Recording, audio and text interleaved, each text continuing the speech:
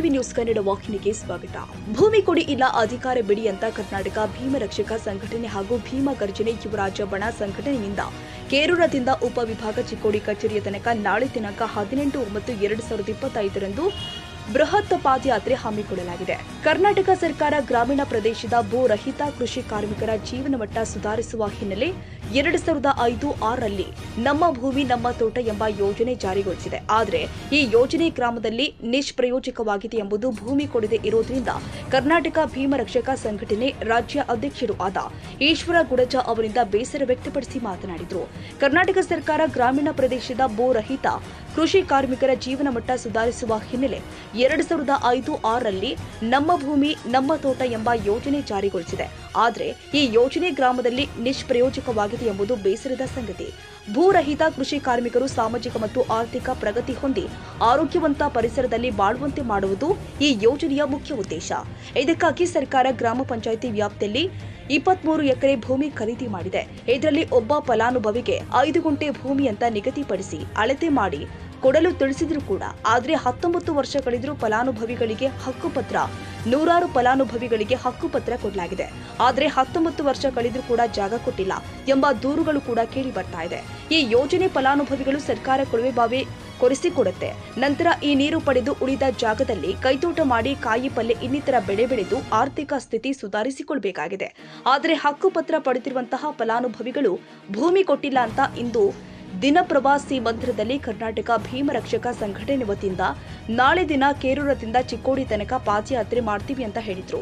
ಭೂಮಿ ಕೊಡಲು ಒತ್ತಾಯ, ಭೂಮಿ ಕೊಡುವಂತೆ ನಾಳೆ ತಹಸೀಲ್ದಾರ್ಗೆ ಮನವಿ ಮಾಡಿಕೊಳ್ಳಲಿದ್ದಾರೆ ಹಾಗೂ ಬೆಳಗಾವಿಯ ಜಿಲ್ಲಾ ಅಧಿಕಾರಿಗಳು ಬರೋ ತನಕ ಹೋರಾಟ ನಿಲ್ಲದು ಅಂತ ಹೇಳಿದ್ದಾರೆ. ಭೂಮಿ ಕೊಡುವಂತೆ ಆಗ್ರಹ ಮಾಡಿದ್ದಾರೆ. ಏನಾಗುತ್ತೆ ಕಾದು ನೋಡೋಣ. 19 ವರ್ಷಗಳಿಂದ ಏನು ನಮ್ಮ ಭೂಮಿ ನಮ್ಮ ತೋಟ ಇದೊಂದು ಸರ್ಕಾರ ಯೋಜನೆ ಮಾಡಿ ಯಾವಾಗಂದ್ರ 6/9/2005 ಇವತ್ತು ಕೆರೂರು ಗ್ರಾಮದವ್ರ ಆಗಿರುವಂತ ಕೃಷ್ಣ ಕೆಂಚನ ಅವರು, ಮಾಯಪ್ಪ ಗಾಂಜಾವಿಗಳು ಇವರೆಲ್ಲರೂ ಸೇರಿ ಒಂದು ಹೋರಾಟ ಮಾಡ್ಬೇಕು ಅಂತೇಳಿ ತಿಳ್ಕೊಂಡಿದ್ದಾರೆ. ಅದಕ್ಕೆ ನಾವು ಕರ್ನಾಟಕ ಭೀಮ ರಕ್ಷಕ ಸಂಘಟನೆ ಆಯ್ತು, ರೈತ ಸಂಘಟನೆ ಆಯ್ತು ಹಾಗೂ ಇನ್ನುಳಿದ ಎಲ್ಲ ದಲಿತ ಪರ ಸಂಘಟನೆಗಳ ನಮ್ಮ ಜೊತೆಗ ಇದ್ದಾರೆ. ಕಾರಣ ಏನಂದ್ರ ಇದೇನು ನಮ್ಮ ಭೂಮಿ ನಮ್ಮ ತೋಟ ಸರ್ಕಾರ ಇದ್ರ ಉದ್ದೇಶ ಏನಂದ್ರ ಸಾಮಾಜಿಕವಾಗಿ ಆರ್ಥಿಕವಾಗಿ ಸದೃಢ ಆಗಕ ಈ ಸರ್ಕಾರ ಯೋಜನೆ ತಂದಿತ್ತು. ಆದ್ರ ರಾಜಕಾರಣಿಗಳ ನಿರ್ಲಕ್ಷ್ಯವೋ ಅಥವಾ ಅಧಿಕಾರಿಗಳ ನಿರ್ಲಕ್ಷ್ಯವೋ ನಮಗಿಲ್ಲಿ ಗೊತ್ತಾಗ್ತಾ ಇಲ್ಲ. ಯಾಕಂದ್ರ ಕೆರೂರು ಗ್ರಾಮದಲ್ಲಿರುವಂತ 66/1 ಏನು ರಿಜಿಸ್ಟರ್ ಸಂಖ್ಯೆ ಐತಿದ ಈ ಗ್ರಾಮದಾಗ ಪ್ರತಿಯೊಂದು ಫಲಾನುಭವಿಗಳಿಗೆ 5 ಗುಂಟೆ ಜಾಗ ಕೊಡ್ಬೇಕಂತೇಳಿ ಸರ್ಕಾರ ಆದೇಶ ಮಾಡಿದೆ. ಅದರ 19 ವರ್ಷ ಕಳೆದರೂ ಸಹಿತ ಇನ್ನೂವರೆಗೆ ಯಾವುದೇ ರೀತಿಯಿಂದ ಅವ್ರಿಗೆ ಜಾಗ ಕೊಡಾಕ ಈ ಅಧಿಕಾರಿಗಳ ನಿರ್ಲಕ್ಷ್ಯ ಮಾಡಿದ್ರು. ಹೋಗಲಂತ ತಿಳ್ಕೊಂಡ ನಾವು ಈ ಹಿಂದ ಏನಂದ್ರ 26/8/2025 ಸಂಬಂಧಪಟ್ಟ ತಹಸೀಲ್ದಾರ್ ಆಯ್ತು ಮತ್ತ ಉಪವಿಭಾಗ ಅಧಿಕಾರಿಗಳು ಚಿಕ್ಕೋಡಿ ಇವರಿಗಾಯ್ತು, ಗ್ರಾಮ ಪಂಚಾಯತಿ ಅಧಿಕಾರಿಗಳಿಗಾಯ್ತು, ತಾಲೂಕ್ ಪಂಚಾಯತಿ ಅಧಿಕಾರಿಗಳಿಗೆ ನಮ್ಮ ಸಂಘಟನೆಯ ತಾಲೂಕು ಅಧ್ಯಕ್ಷರಾದಂತ ಮಾಯಪ್ಪ ಗಾಂಜಾವಿಗಳ ನೇತೃತ್ವದಲ್ಲಿ ಮನವಿ ಕೊಟ್ಟಿದ್ದು ಏನಂತೇಳಿ ಆದಷ್ಟು ಬೇಗ ನಮ್ಮ ಜನರಿಗೆ ಇವತ್ತ ಅಲ್ಲಿ ಬರೀ ದಲಿತ ಸಮುದಾಯ ಅಷ್ಟೇ ಇಲ್ಲ, ಜಾಗ ಎಲ್ಲಾ ಜಾತಿ ಜನಾಂಗದವರಿಗೆ ಜಾಗ ಕೊಡುವಂತ ಕೆಲಸ ಇದಾಗ್ಬೇಕು ಅಂತೇಳಿ ನಾವು ಮನವಿ ಮಾಡಿದ್ರು ಸಹಿತ ಅವ್ರು ಮಾಡಿಲ್ಲ. ನಾವೇನ್ ಮಾಡಿದ್ವು 6/9/2025 ಒಳಗಾಗಿ ಸದರಿ ವಿಷಯಕ್ಕೆ ಆದಷ್ಟು ಬೇಗ ಕ್ರಮ ಕೈಗೊಳ್ಬೇಕು, ಇಲ್ಲಂದ್ರ ಮುಂದಿನ ದಿನಮಾನದಲ್ಲಿ ಉಗ್ರವಾಗಿ ಹೋರಾಟ ಮಾಡ್ತು ಅಂತ ಹೇಳಿ ಅವ್ರಿಗೆ ಎಚ್ಚರಿಕೆ ಕೊಟ್ಟರು ಸಹಿತ ಇನ್ನುವರೆಗೂ ಯಾವುದೇ ರೀತಿಯಿಂದ ಒಂದು ಅರ್ಜಿಗೆ ವಾಪಸ್ ಅವ್ರು ಕಳಿಸುವಂತ ಕೆಲಸ ಅವ್ರು ಮಾಡ್ಲಿಲ್ಲ. ಯಾಕಂದ್ರೆ ಅವ್ರ ಕೆಲಸ ಬಾಳ ಇರ್ಬೋದು. ಅದಕ್ಕಾಗಿ ನಾವೇನು ನಾಳೆ ದಿನ ಗುರುವಾರ ಬೆಳಗ್ಗೆ 10 ಗಂಟೆಯಿಂದ ಕೆರೂರದಿಂದ ಚಿಕ್ಕೋಡಿ ಎಸಿ ಕಚೇರಿವರೆಗೆ ಪಾದಯಾತ್ರೆ ಮಾಡ್ತಾ ಇದೀವಿ.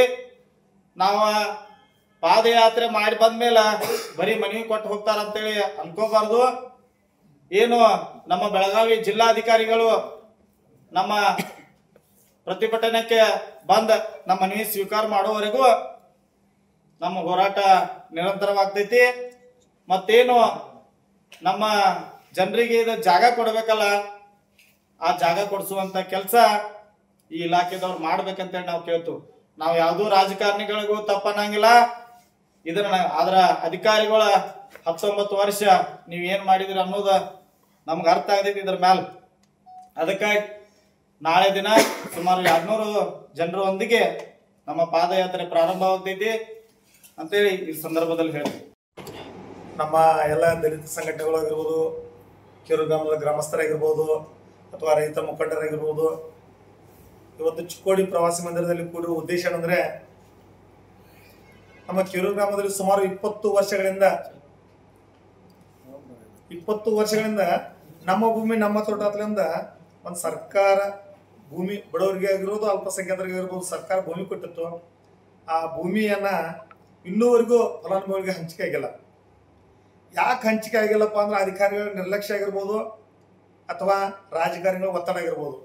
ಅದಕ್ಕಾಗಿ ಸುಮಾರು 18ರಿಂದ 19 ವರ್ಷ ಅಲ್ಲಿಂದ ಗ್ರಾಮಸ್ಥರು ಮತ್ತು ಸಂಘಟನೆ ಎಲ್ಲ ಮುಖಂಡರು ನೋಡ್ತಾ ಬಂದ್ರ, ಆದರೆ ಹಿಂದೆ ಯಾವುದೇ ರೀತಿಯಿಂದ ರೆಸ್ಪಾನ್ಸ್ ಆಗಿಲ್ಲದ, ಯಾವುದೇ ರೀತಿಯಿಂದ ಫಲ ಸಿಕ್ಕಿಲ್ಲ ಅನ್ನೋದಕ್ಕೆ ಉದ್ದೇಶದಿಂದ ಇವತ್ತು ಎಲ್ಲ ಕನ್ನಡ ಪರ ಸಂಘಟನೆಗಳಾಗಿರ್ಬೋದು, ದಲಿತ ಸಂಘಟನೆಗಳಾಗಿರ್ಬೋದು, ರೈತ ಸಂಘಟನೆ ಆಗಿರ್ಬೋದು, ಗ್ರಾಮದ ಗ್ರಾಮಸ್ಥರಾಗಿರ್ಬೋದು, ಇವತ್ತೆಲ್ಲರೂ ಕೂಡಿ ಅವ್ರಿಗೆ ಕೆಲವೊಂದು ಟೈಮ್ ಕೊಟ್ಟಿತ್ತು. ಆ ಟೈಮ್ದೊಳಗೆ ಆ ಫಲಾನುಭವಿಗಳಿಗೆ ಜಮೀನು ಹಂಚಿಕೆ ಆಗಬೇಕಾಗಿತ್ತು, ಬಟ್ ಆಗಿಲ್ಲ.